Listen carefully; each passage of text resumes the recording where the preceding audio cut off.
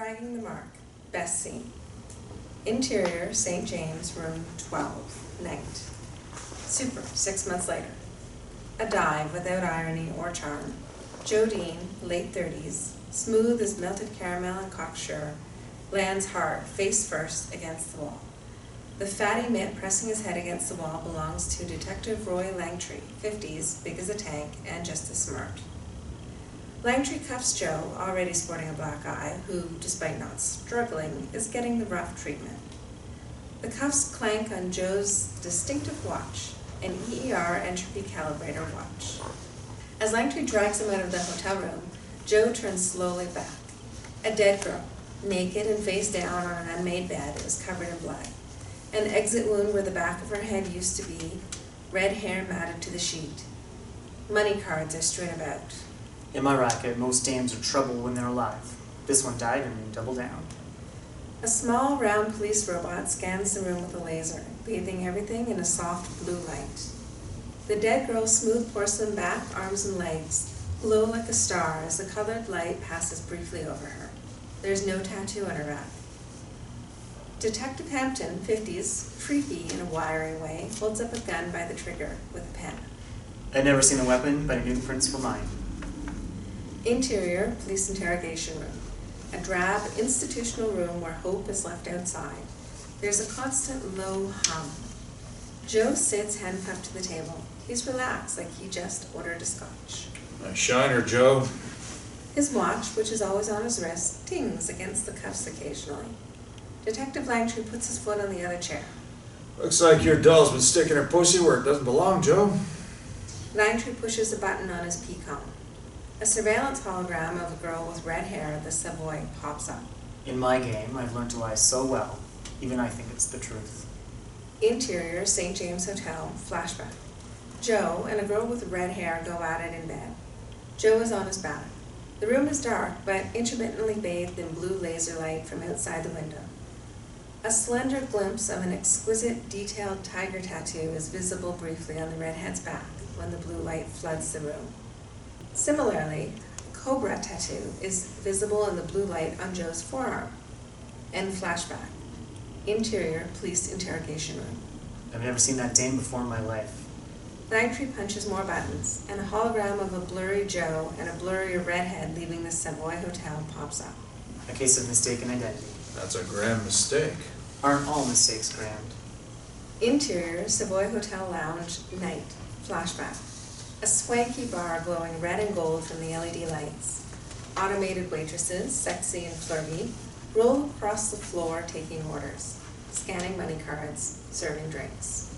Cora, the blonde from the museum heist, now a redhead and sitting seductively at the bar, places her hand on her companion's knee. She is out of his league in every way. From the entrance, Joe, wearing a tailored suit and expensive smile, shakes his head at the sight. Cora leans in and giggles at the schlumpy man's ear. Joe studies Cora's curves, and there are plenty of them. He pats his gun under his jacket out of habit and walks over to the mismatched couple. Excuse me, detective, mind if I take my wife home? Surprise flashes across Cora's face, but it is gone in an instant. There you are, sugar. You're late. He pulls her close. Sorry, Bunny, but the overseas market's for gangbusters tonight. The detective looks apologetic and stands to leave. Joe bends down and picks up a money card off the floor. You dropped your credits. The detective pats his shirt pocket, takes the money card, and eyes Cora suspiciously. Cora smiles like warm honey. Let's breathe, Bunny. His grip on her arm will bruise. As they leave the hotel, the security camera scanners bathe them in blue light, recording their exit and exposing the tiger tattoo on Cora's back. Exterior, Savoy Hotel Lounge, night. Bright, garish billboards flash incessantly. Scrolling ads on the sides of buildings several stories tall glare at passers-by, and hologram billboards disrupt any potential peace. Joe, still locked to Cora, turns left. A moving sidewalk shuttles them forward. Where's your flop? I don't have Joe jerks her arm. St. James, Sector 5. They continue in the same direction. It's the other way. Got business first. Cora looks at his grip on her arm. So this is pleasure then? You never complained before. They exit the moving sidewalk in front of a well-lit, modern building. Moneyed people move about, but the din of wealthy conversation stays constant. Joe's Peacom hums softly. Several stories up, a woman stands in her penthouse balcony. Cora looks discreetly away. Joe does not. Exterior, penthouse balcony.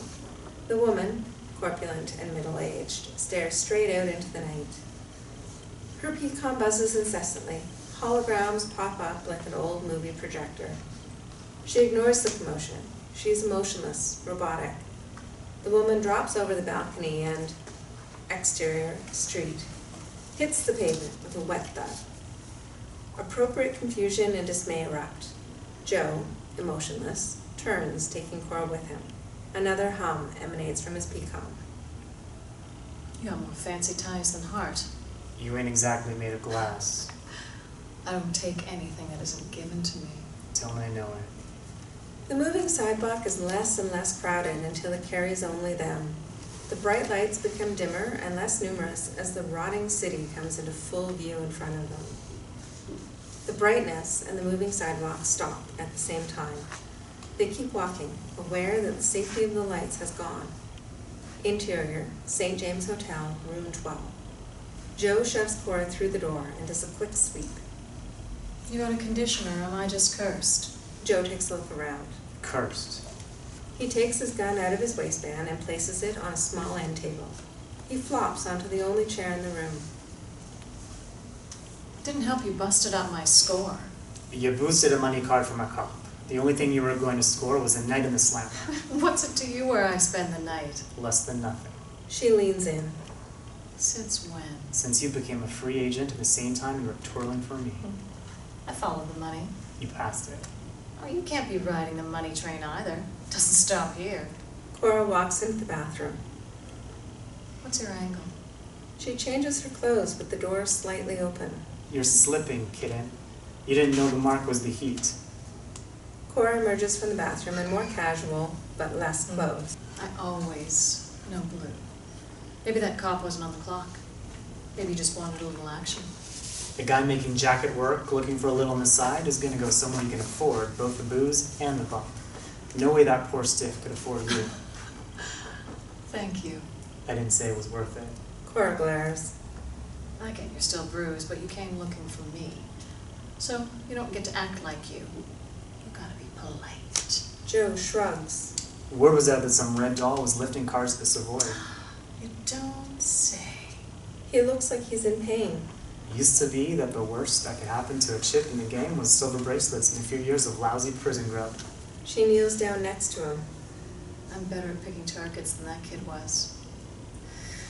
Although fair is fair, and I wasn't near fair. The lights flicker. Joe looks around the room. On the wall near him, a small digital display box flashes. Electricity, 0.5 credits remaining.